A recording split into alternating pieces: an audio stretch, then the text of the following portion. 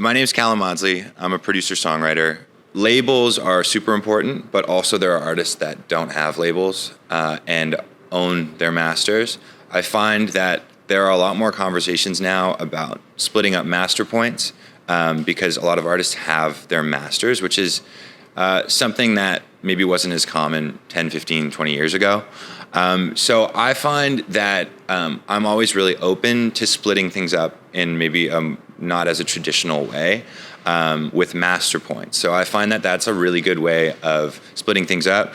I mean, when I go into a writing room, typically it's like we're all splitting everything equally. I don't like to be the guy that's like, I did 5 lines and you did 2. Like, I don't think that's useful for the creative process because you don't want to be tallying things up.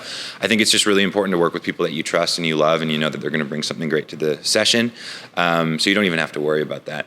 But when it comes to producing, like I find, instead of taking upfront a lot of money if the artist doesn't have it, you can just ask for master points if you believe in the project and you're there and you love the song. It's like that's maybe better in the end, and then the artist doesn't have to front money. But then, yeah, if an artist is signed to a major label, then there's like different conversations that you can have. But I think the best time to have these conversations are usually before, or at least having an understanding beforehand. Like, and I usually do that I don't talk to the artists or the songwriters about that, but there will maybe be, if I'm producing a record, like there'll be a conversation with the manager beforehand about like how things are going to be split, so you know while you're working on it that you're not going to get screwed in the end, or not even screwed, just that there's a conversation, because I think everybody has, they're watching out for themselves, but they also, there's a lot of good people in this industry, and I find that it's just, if there's a conversation beforehand, everyone can get on the same page, and then you can go work.